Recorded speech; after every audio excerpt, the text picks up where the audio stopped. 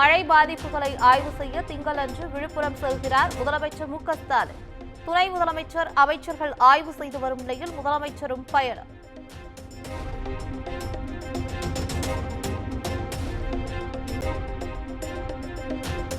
சென்னை எழிலகத்தில் உள்ள மாநில அவசர கட்டுப்பாட்டு மையத்தில் முதலமைச்சர் மு க ஸ்டாலின் ஆய்வு. புயல் மழையால் பாதிக்கப்பட்ட மாவட்டங்களின் ஆட்சியர்களுடன் ஆலோசனை நடத்தினார்.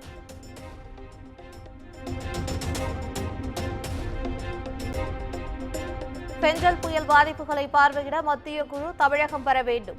மத்திய அரசிடம் வலியுறுத்தியிருப்பதாக முதலமைச்சர் மு க ஸ்டாலின் பேட்டி.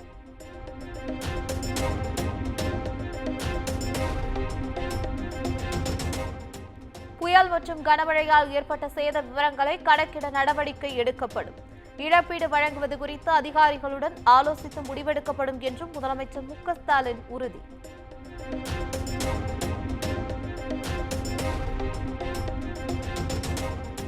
சென்னை கொளத்தூர் தொகுதியில் மழையால் பாதிக்கப்பட்ட பகுதிகளை ஆய்வு செய்தார் முதலமைச்சர் மு க ஸ்டாலின்.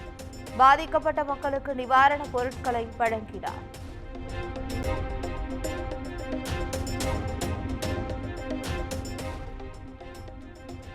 எதிர்க்கட்சித் தலைவரின் குற்றச்சாட்டை மதிப்பதும் இல்லை, கவலைப்படுவதும் இல்லை.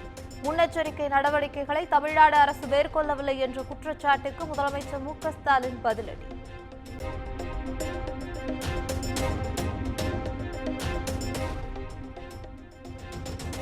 விழுப்புரம் மாவட்டத்தில் கனமழையால் பாதிக்கப்பட்ட பகுதிகளை பார்வையிட்டார் துணை முதலமைச்சர் உதயநிதி ஸ்டாலின். பாதிக்கப்பட்ட மக்களுக்கு நிவாரணப் பொருட்களை வழங்கினார்.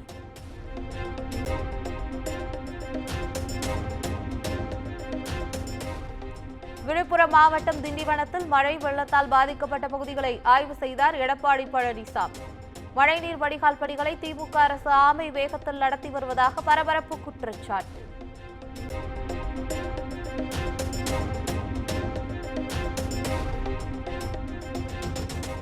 லண்டனில் அரசியல் படிப்பை முடித்துவிட்டு சென்னை திரும்பினார் பாஜக மாநில தலைவர் அண்ணாமலை.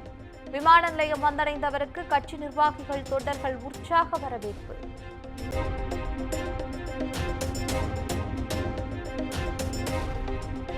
2026 சட்டப்பேரவை தேர்தல் சரித்திர தேர்தலாக இருக்கும்.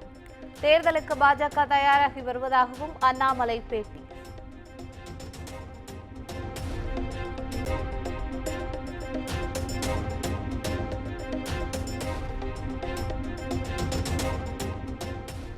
நடிகர் விஜய் அரசியலுக்கு வந்ததை வரவேற்கிறேன் என்று அண்ணாமலை பேட்டி.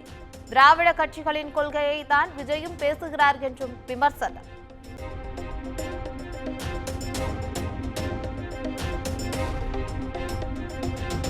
சிறையில் இருந்து வெளியே வந்தவரை தியாகி போல் போற்றுவதா?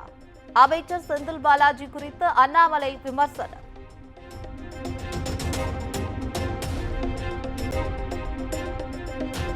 கனமழையால் பாதிக்கப்பட்ட பயிர்களை கணக்கெடுத்து உரிய நிவாரணம் வழங்க வேண்டும் என்றும் எடப்பாடி பழனிசாமி வலியுறுத்தல். காவிரி படுகை மாவட்டங்கள் மற்றும் பிற மாவட்டங்களில் மக்களின் இயல்பு நிலை பாதிக்கப்பட்டுள்ளதாகவும் அறிக்கை.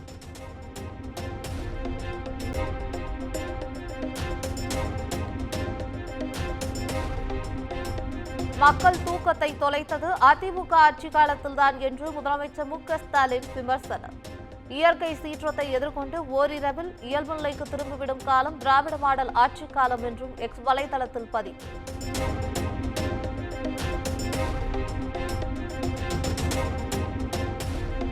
புயல் ஓய்ந்த பிறகும் புதுச்சேரியில் தொடரும் கனமழை. பல குடியிருப்புகளை வெள்ளம் சூழ்ந்துள்ளதால் மக்கள் தவிப்பு.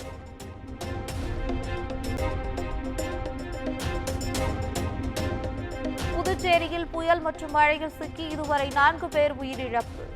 551 பேர் மீட்கப்பட்டதாக பேரிடர் மீட்புக் குழுவினர் தகவல்.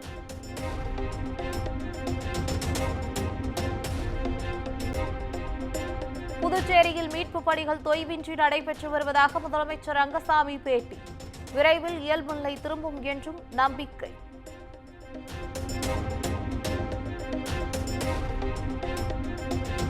புதுச்சேரியில் உள்ள பள்ளி மற்றும் கல்லூரிகளுக்கு திங்கட்கிழமை விடுமுறை. கனமழை தொடர்வதால் கல்வித்துறை அமைச்சர் நமச்சிவாயம் அறிவிப்பு.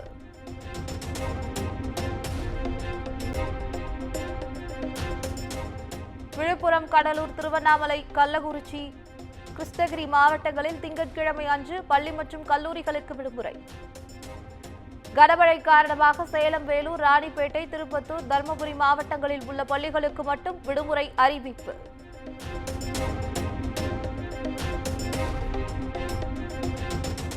கடலூர் மாவட்டத்தில் சூறை காற்றுடன் பெய்யும் கனமழை. பாதிக்கப்பட்ட மக்கள் படகுகள் மூலம் மீட்பு.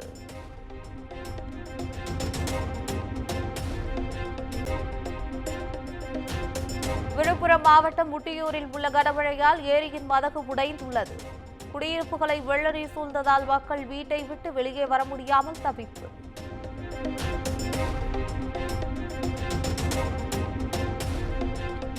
செங்கல்பட்டு மாவட்டம் மாம்பாக்கம் ஏரிக்கு நீர்வரத்து அதிகரித்துள்ளதால் உபரி நீர் திறப்பு. மதுராந்தகத்தில் 100க்கும் மேற்பட்ட வீடுகளை சூழ்ந்த வெள்ள நீர்.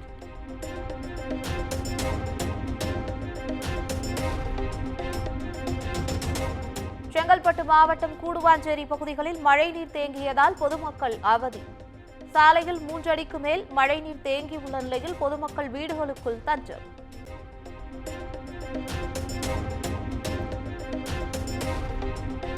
வேலூர் மாவட்டம் ஒழுகத்தூர் உத்திரகாவிரி நாகநதி ஆற்றில் வெள்ளப்பெருக்கு. அகரம், குருவராஜபாளையம், நேமந்தபுரம், பாலப்பாடி உள்ளிட்ட கிராம மக்களுக்கு வெள்ள அபாய எச்சரிக்கை.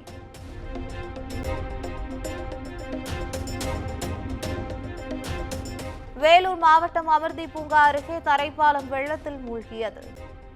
வெள்ள நீர் கரை புரண்டு ஓடுவதால் ஜவ்வாது மலைக்கு போக்குவரத்து துண்டிப்பு.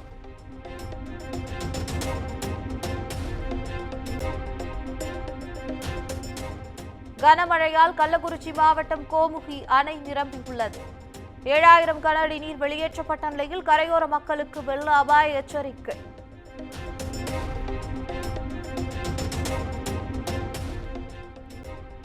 கள்ளக்குறிச்சி மாவட்டம் தியாகதுருகம் பகுதியில் அறுவடைக்கு தயாராக இருந்த 500 ஏக்கர் மக்காச்சோளம் மழைநீரில் மூழ்கி சேதம். பல்வேறு இடங்களில் மரம் சாய்ந்ததால் போக்குவரத்து பாதிப்பு.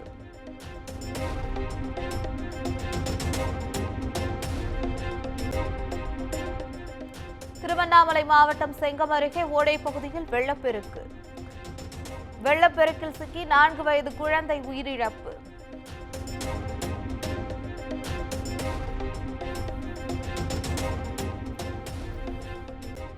திருவண்ணாமலையில் பெய்த கனமழையின் காரணமாக ஆட்சியர் வீட்டின் சுற்றுச்சுவர் இடிந்து வெள்ள நீர் புகுந்தது.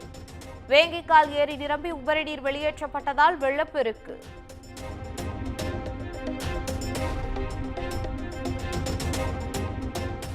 திருவண்ணாமலையின் பல்வேறு பகுதிகளில் உள்ள குடியிருப்புகளை சூழ்ந்த வெள்ள நீர். வீடுகளில் சிக்கியவர்களை பத்திரமாக மீட்ட தீயணைப்புத் துறையினர்.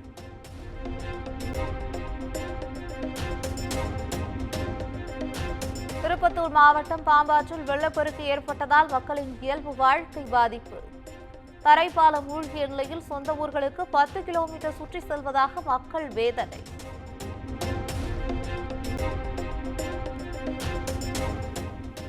திருப்பத்தூர் மாவட்டம் ஜலகாம்பாறை நீர்வீழ்ச்சியில் நீர்வரத்து அதிகரித்து வெள்ளப்பெருக்கு. வெள்ளப்பெருக்கு குறையும் வரை பொதுமக்கள் குளிக்க தடை விதிப்பு.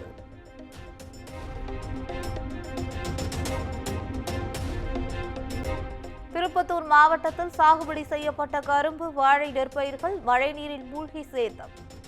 மழை வெள்ளத்தால் பாதிப்படைந்த பயிர்களுக்கு உரிய நிவாரணம் வழங்க வேண்டும் என விவசாயிகள் கோரிக்கை.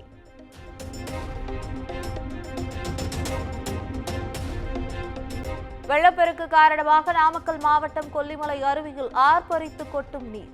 சுற்றுலா பயணிகள் குளிக்க தடை விதிப்பு.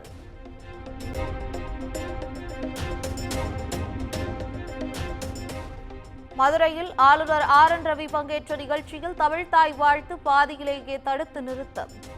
தமிழ்தாய் வாழ்த்து பாடல் பாடிய மாணவர்களை தடுத்து நிறுத்தி தேசிய கீதம் பாட வைத்ததால் பரபரப்பு.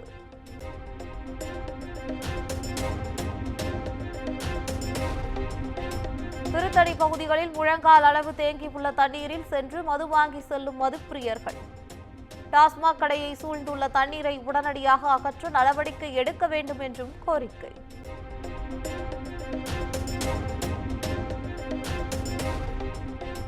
மகாராஷ்டிராவின் புதிய முதலமைச்சர் யார் என்று இறுதி முடிவு செய்யப்பட்டது. மோடி, அமித்ஷா உத்தரவுக்கு பின் அறிவிப்பு வெளியாகும் என்று ஏக்நாத் ஷிண்டே தகவல்.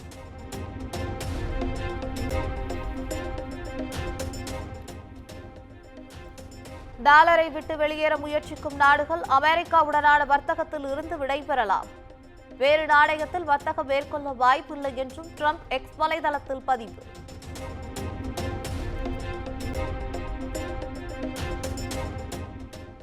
சர்வதேச கிரிக்கெட் கவுன்சிலின் தலைவராக ஜெய்ஷா அதிகாரப்பூர்வமாக பொறுப்பேற்றார். பிசிசிஐ தலைவர் பதவியை ராஜினாமா செய்தார்.